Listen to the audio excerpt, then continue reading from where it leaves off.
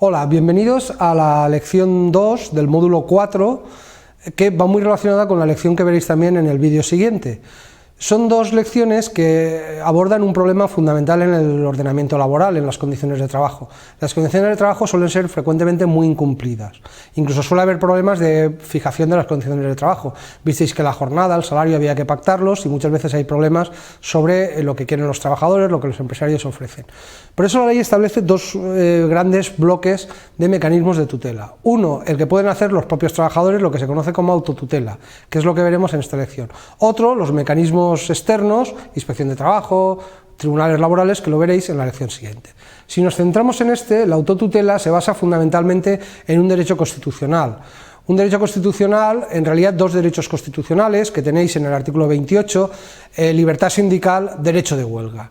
Esos dos derechos constitucionales, o ese conjunto de un derecho constitucional que en realidad es el derecho a la actividad sindical, que ya comprende el derecho de huelga, pues se desglosan en muy diferentes facultades. Por ejemplo, la libertad sindical comprende una serie de facultades individuales y colectivas. Básicamente, individualmente, los trabajadores pueden fundar sindicatos y afiliarse a los sindicatos que deseen. Colectivamente, los sindicatos se organizan libremente y tienen derecho a actuar sindicalmente, a reivindicar, a negociar, a declarar la huelga. El derecho a fundar sindicatos se reconoce en general a trabajadores y empresarios. La ley lo extiende también a ciertos colectivos, permitiéndoles afiliación, por ejemplo, a autónomos que no tengan trabajadores, por supuesto también a los funcionarios, pero excluye a determinados colectivos. Los tenéis ahí: jueces y magistrados, cuerpos armados del Estado, la policía tiene algunas reglas especiales, aunque sí que tiene derecho de libertad sindical, y básicamente el derecho a la actividad sindical, que se reconoce, porque los sindicatos se crean para algo, no simplemente para existir, pues comprende toda una serie de facultades. Esencialmente lo tenéis ahí. En todo caso, derecho a poder negociar con los empresarios, a poder plantear conflictos, a poder declarar huelgas, a tener actividad sindical en el interior de las empresas, es decir, básicamente ese derecho a actuación, porque si no, el sindicato, si no se le permite la actuación, no serviría para lo que es un instrumento de igualación, un instrumento de poder de los trabajadores para conseguir igualar su situación con el empresario. Los afiliados en la empresa, en todas las empresas, siempre que haya más de un afiliado, pueden constituir secciones sindicales, realizar reuniones, recaudar cuotas, es decir, tener también actividad sindical de esa sección sindical.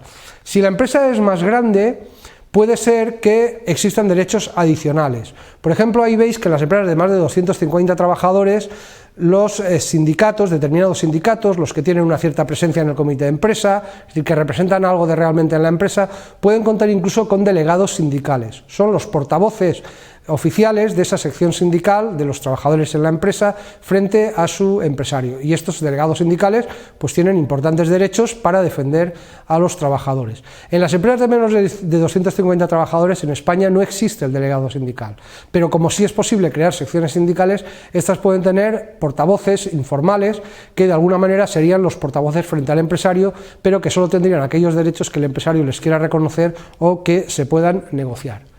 También es muy importante que tengáis en cuenta que vivimos en un régimen constitucional de pluralismo sindical. Cualquier grupo de trabajadores puede crear un sindicato, pero evidentemente no todos los sindicatos son iguales. No es lo mismo un sindicato que obtenga muy buenos resultados, represente a muchos trabajadores, que un sindicato que sea muy minoritario. Por eso la ley establece una diferenciación que tenéis ahí, diferenciando entre los sindicatos representativos y los que no lo son.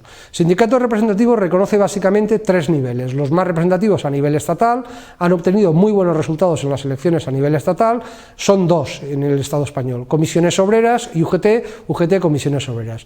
Sindicatos más representativos a nivel de comunidad autónoma. Son sindicatos que actúan en una comunidad autónoma y ahí han obtenido muy buenos resultados, representan a muchos trabajadores en esa comunidad autónoma. Básicamente aquí tenemos tres sindicatos según épocas. Tenemos en el País Vasco ELA y LAB, y tenemos en Galicia CIGA, la Confederación Intersindical Galega. Y luego son los sindicatos representativos en algún ámbito concreto. No son más representativos en esos ámbitos más amplios, pero por ejemplo representan mucho en la enseñanza o en la función pública o en el sector de la industria química, y ahí tenéis muchos sindicatos. Por ejemplo, en la comunidad de la que yo os hablo es un sindicato muy importante, la Intersindical de Trabajadores Valenciana. En otros ámbitos pueden ser los CGT, puede ser USO, es decir, son sindicatos que son representativos en un sector concreto, por ejemplo en el sector del empleo público, la Confederación Sindical Independiente de Funcionarios, la CESIF. Bien, estos sindicatos normalmente tienen más derechos que los demás. Siempre hay que respetar los derechos básicos de cualquier sindicato, establecer criterios en muchos casos de proporcionalidad, pero son algunos sindicatos que tienen derechos especiales. Por ejemplo, para negociar convenios, solo los 3 primeros bloques, representativos a nivel de la comunidad autónoma, más representativos a nivel estatal, son los que tienen reconocido el derecho a negociar aquellos convenios que vimos, los estatutarios, los que afectan a cualquier trabajador y empresario. La libertad sindical puede ser molesta para el empresario y por eso existen toda una serie de mecanismos.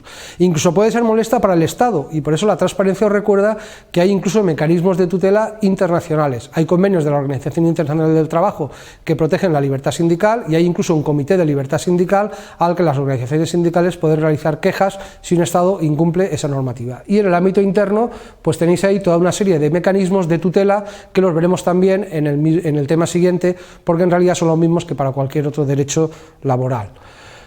La huelga se reconoce en el artículo 28.2 de la Constitución, el derecho de huelga.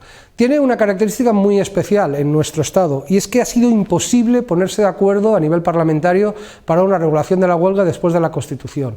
Por lo tanto, curiosamente está regulada por un decreto que se dictó en 1977, en la época de la transición política, y que era un decreto que se pensaba que iba a ser muy provisional y lleva ya 40 años de vigencia. Es un decreto que se declaró en gran parte inconstitucional, pero es el régimen que tenemos de huelga. Básicamente la huelga comprende 2 derechos muy importantes: convocar huelga es un derecho colectivo, adherirse o no a la huelga, que es un derecho individual. Bien, la huelga se sujeta a toda una serie de reglas procedimentales, de ellas la más importante, las tenéis en esta transparencia, pero la más importante es la obligación de preaviso. En España las huelgas hay que preavisarlas con 5 días de antelación o 10 si afectan a servicios públicos que puedan resultar esenciales para la comunidad. También tenéis alguna regla importante en cuanto a garantía de los servicios esenciales para la comunidad. Aquí las autoridades gubernativas pueden establecer servicios mínimos y generalmente abusan de ellos. Generalmente es sorprendente que muchas veces se establecen servicios mínimos abusivos que luego los tribunales declaran ilegales, pero que han dificultado la huelga. Es un problema mal resuelto derivado precisamente de que no tenemos una regulación posterior a la Constitución. Bien, y luego de la huelga es importante que sepáis sobre todo los efectos. Para los trabajadores que participan en huelga es una situación legal y lo que produce es una suspensión de su contrato de trabajo. Por lo tanto, no cobran, no trabajan. Para los trabajadores que no participan en huelga, si pueden acceder al centro de trabajo y trabajar, para ellos es una situación de trabajo normal. Pero lo que no puede hacer nunca el empresario es utilizar medidas organizativas en la empresa para neutralizar los efectos de la huelga. Por ejemplo, incorporar trabajadores nuevos, por ejemplo, cambiar de puesto a los trabajadores para neutralizar los efectos de la huelga. Es decir, de alguna manera la ley protege que la huelga, en la medida de lo posible, produzca sus efectos. Bien, como veis, esta autotutela de los trabajadores es un mecanismo esencial para la defensa de sus trabajadores. Nosotros os hemos hecho una pequeña introducción, completarlo con los materiales que tenéis y nos veremos en el próximo vídeo.